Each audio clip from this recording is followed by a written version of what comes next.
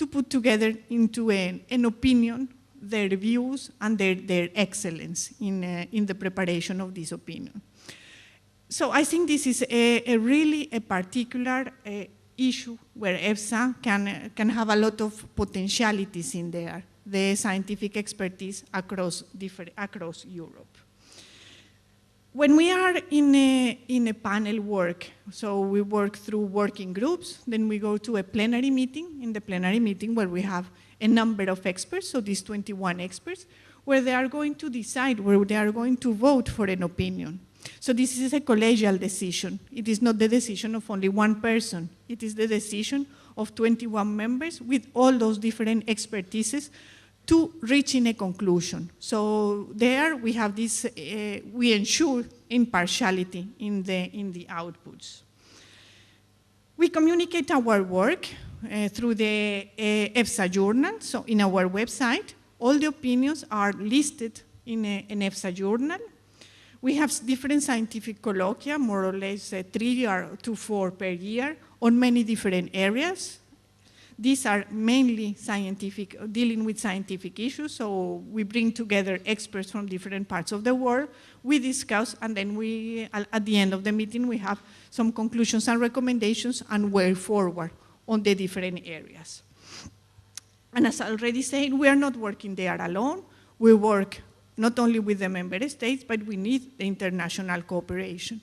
International cooperation with many different countries, international cooperation also together with the Commission in the Codex, and this international cooperation is an essential part now in the EFSA's work. Let's stop one moment for the risk communication. There are 3 components which are absolutely essential in the risk communication. The first one is we try to understand the consumer perception. Why is this important? We are working in Europe. We are working with many different people. There is a difference in costumes, in habits from the north or from the south. So in the different countries, they have a different perception of the risk.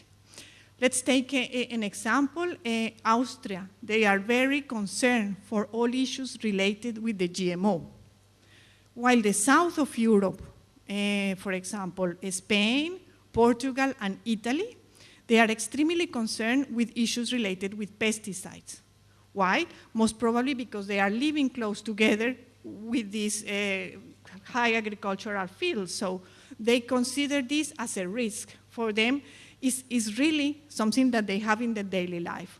While for the North, they don't consider this as one of the main risks. So it is important to understand, to know which are the perceptions, which are the fears that the consumer have. I'm a consumer also. So it is important that EFSA try to understand the fears in my situation, in my country, and address this perception. How we are doing this? We do it with the member states, because we need also this interaction with the member states. And then we can try to bridge the gap between the science and the consumer.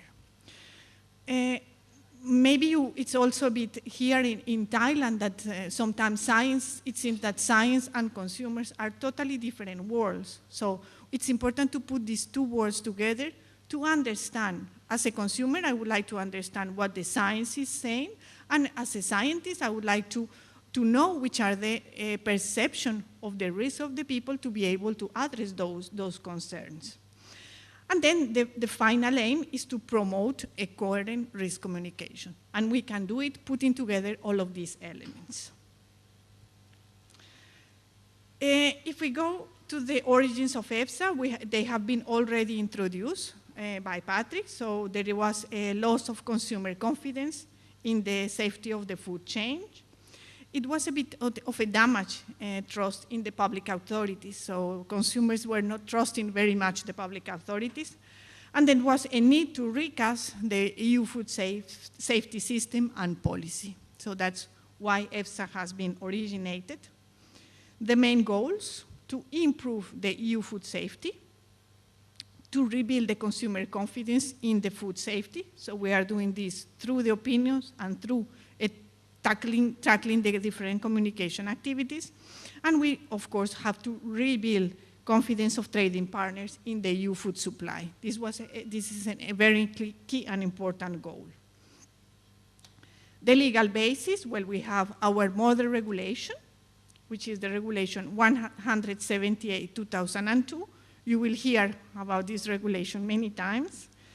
Patrick already explained which are the main issues in this regulation. I just put here a couple of them. So it states for the general principles and the requirements of the food law, for the establishment of EFSA, for the RASFF, food and feed, crisis management. We have been dealing with some crises in the last 10 years in Europe, and then EFSA has been built a structure to deal with this crisis and emergencies during this time. The vision of EFSA is to become globally recognized as the European reference body for risk assessment on food and feed safety, plant health, animal health, plant protection, and plant health, which are all the areas under our remit. Let's take a look to the structure of EFSA. So EFSA has, let's say, 4 different components. One is the management board. We have the advisory forum, the scientific committee and panels, and of course, the EFSA staff.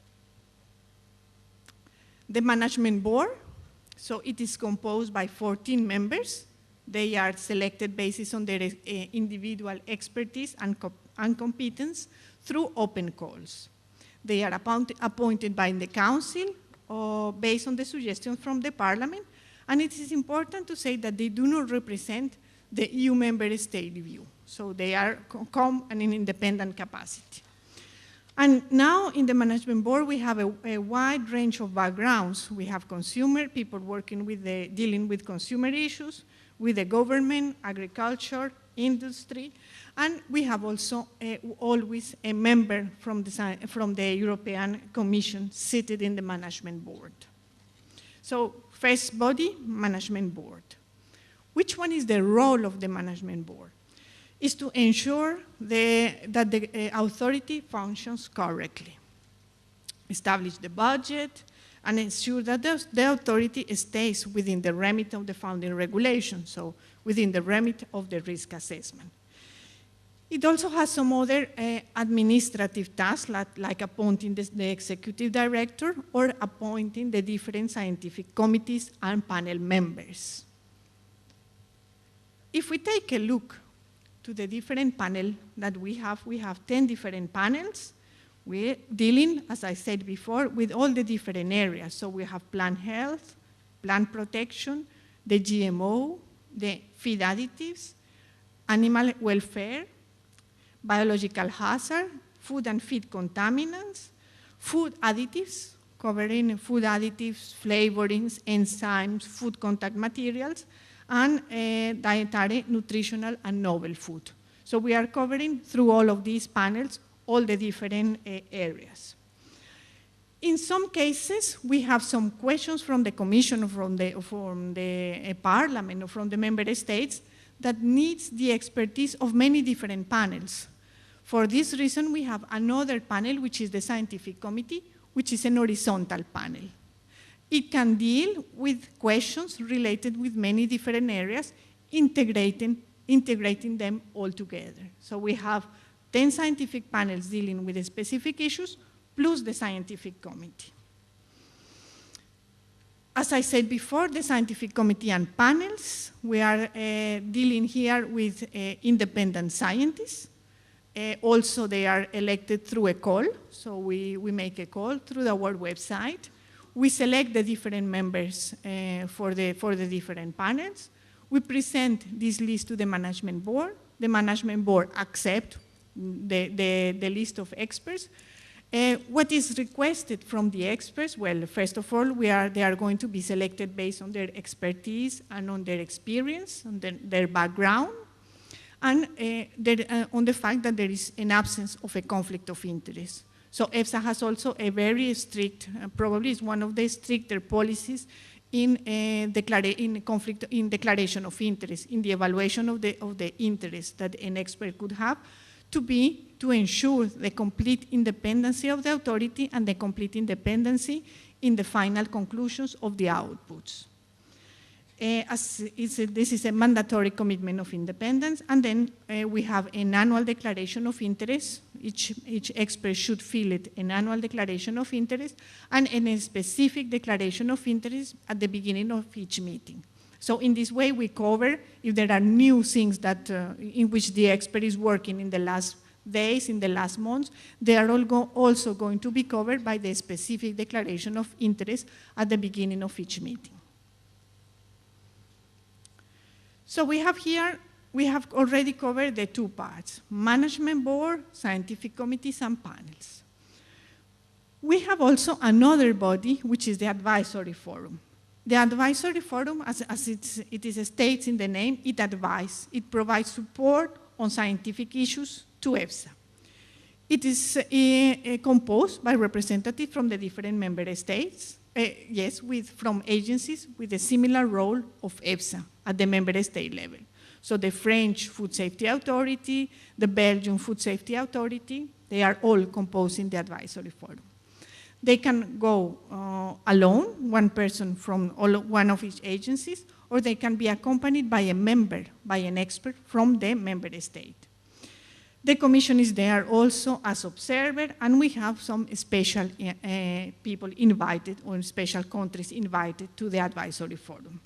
We have the meetings of the advisory forum more or less every 2 months, in which we are dealing with purely scientific issues or new issues that the member states bring to the attention of EFSA, and maybe at some point EFSA, considering the information given by the member states, we can start a self-task. So an activity where we have to, EFSA decided on its own to produce an opinion. So this is the role of the advisory forum. Advises EFSA on the scientific matters, on the work program, on the priorities, and on the emerging risk. Through the advisory forum, we ensure this close collaboration with the member states. As I said before, EFSA cannot be there alone in Parma, doing the work without any interaction with the member states. The member states is the perfect role, or they have the perfect role to provide this support through the advisory forum. It's also important, the work with the member states, because we try to avoid duplication of scientific efforts. If we know that there is a country dealing with a particular issue, instead of duplicating the effort, what should we do? We should put together all our efforts to try to do a common opinion or a common work. So this is also an important role from the advisory forum. In case that there is a contentious scientific issue, so we have maybe a slightly diverging opinion between two countries, it is important that we also resolve these issues, and the advisory forum is a very good platform to do it. The advisory forum plays a key role in sharing and disseminating information and assist in increasing scientific cooperation between the member states. It is not only between EFSA and the member states, but between also the member states itself. So now we have, for example, a collaboration between France and Denmark and Germany. So this has been built through this, through this advisory forum platform. We have a director. For the time being, the deputy director is Mr. Bernhard Uhl. He was previously the director of the Austrian Food Safety Authority. Our previous director, she left in September, Ms. Catherine Jelan-Laneel. She was appointed in 2006. And then the role of the directors are the day-to-day management of EFSA, the definition of the work programs and the implementation of all of these work programs, and all staff matters. But the director alone cannot work. So we have different directorates, and maybe here, maybe you don't see it, well, more or less. We have different directorates, so we have different areas in which we have science and other more administrative parts. So we have two scientific directorates, which one is the scientific evaluation of regulated products. So in this directorate, we have all the panels dealing with applications for an authorization. Then we have pesticides, GMO, feed, nutrition, food ingredients, and packaging, food additives also. There is a new unit created in this directorate, which is the application desk. The application desk is the front desk for applicants when they send an application to EFSA. So it's the first door. When an applicant arrives to EFSA, they will find the application desk, which is going to deal with all administrative matters related with the applications. We have the other directorate, which provide support to the regulated products, and it has some other panels. And this directorate is the risk assessment and scientific assistance. Here we have the animal health and welfare unit and panel. The plant health is also unit and panel. Contaminants, biological hazards. Then we have three supporting units. One is the scientific assessment support, dietary chemical monitoring, and biological monitoring. So these are the two main scientific directorates dealing with vertical things. We have one scientific director dealing with horizontal things, which is the science, strategy, and coordination. It has two different units. We have resources and support, so there we have all the legal service, all the financial services, all the services that provide support to other units in EFSA. And then we have one directorate, which is the communications ones, which is dealing with all of these communication issues. I would like to just bring to your attention a couple of slides on the plant health area. On the plant health and the SPS, a bit history and the status and the role of EFSA in this area. So the history of the pest risk assessment and the agreements to try to fight against pests are not new. Since the 1881, we know that there have been 5 countries that signed an agreement to control the spread of a grape, Phylloxera. And then it was stated in the Times in August 27, 1890, that the Phylloxera is a true gourmet, finds out the best vineyards, and attach itself to the best wines. So you can already see there how it can attach to these grapes. Since that time, we know that there are different international conventions and international agreements trying to put together efforts to fight against, or at least to prevent, and then, to fight against these different plant pests. So we have in 1929, the International Convention for the Protection of Plants, in 51, the IPPC, and since 52, we have the establishment of the IPPC with all the different countries.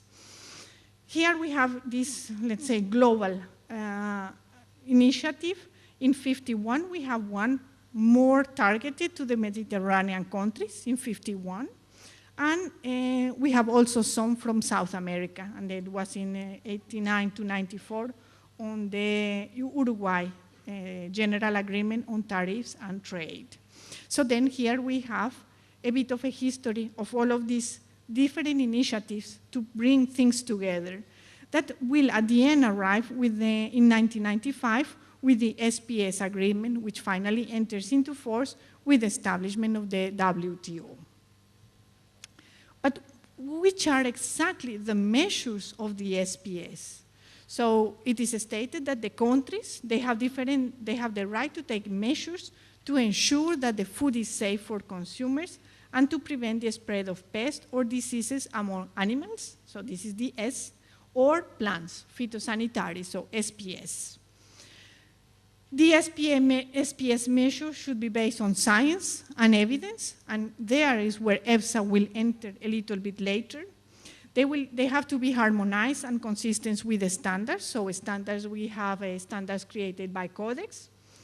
it should be as restrictive as necessary. So this is an important issue. They have to be transparent, they have to be notified, they have to be clear, they have to be available, and they should not be, in any way, there should be a discrimination in those different measures. The standards, so the SPFs recognize the different standard setting organizations, like for example, the FAO, WHO, or IPPC. Since 1995, we know that the SPS does not stop there. It continues also with other different agreements and other different initiatives. For example, in 1995, the FAO conference approved the first 3 international standards for phytosanitary measures. So we know that with the time, these things have been working and evolving in this area. But which one is exactly the EFSA's role in this specific or a particular area? So the role started, in 2000 with the EU Plant Health Directive. Then in 2002, we established, we have the rules and the laws established in EFSA. And in the model regulation, it was stated that EFSA was responsible for risk assessment of plant health. At that moment, we didn't have a panel on plant health. The panel on plant health was established in 2006. So we have another small regulation that I call it for the establishment of the plant health panel. Since 2006, we have been working in many different areas. We can see here different diagrams on the number of outputs according to the year, according to the type of pest, arthropods, bacteria, fungi, and the number of outputs according to the type of field or crop that we are dealing with.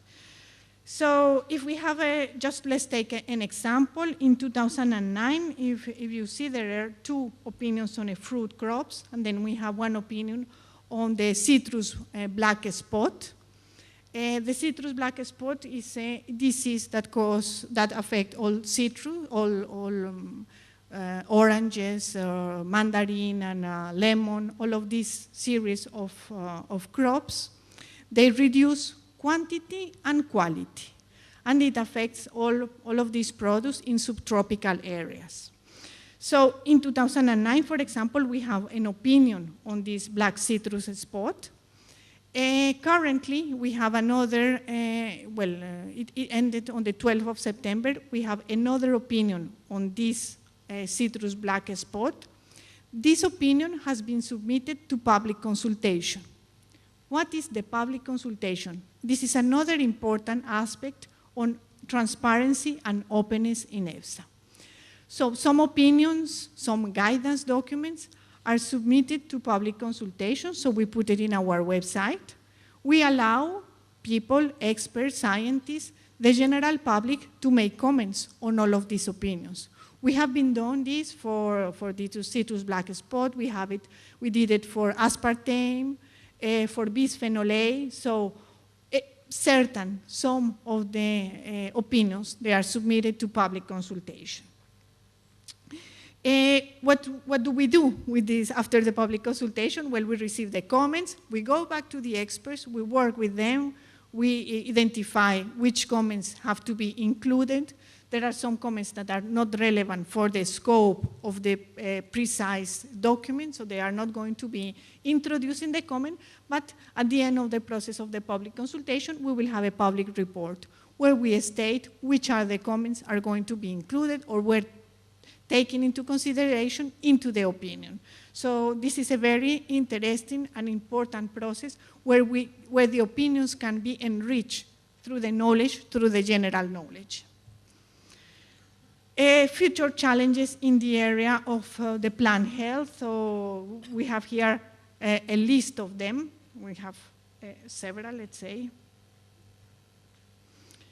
And if we move a little bit from the plant health to the interest that all issues in which EFSA is working, we can see that the media is really interested and the general public in general is interested on the work that we are doing. And this, we have here a couple of announcements that we identify in different journals. So in the Spanish journal, in French, in Italian journals, so the interest from the media is really growing in EFSA's work, in the scientific work that we are doing. But with whom we communicate?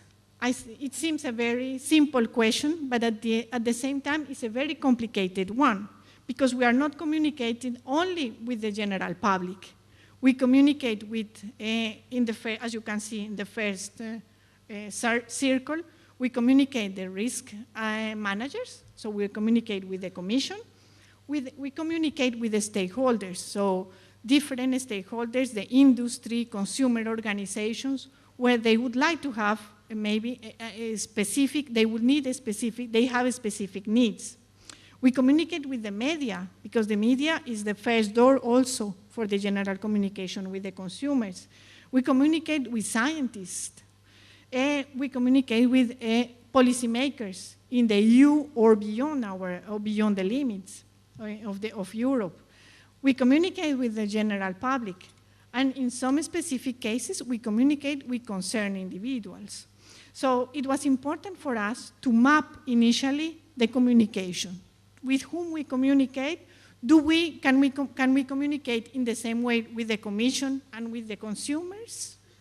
The Commission, they are going to do air regulation. Maybe they will need a set of data, which is not maybe going to be needed for a general public. So this mapping was, I think, one of the first things that have been identified on who is needed to be contacted, who's needed to be communicated.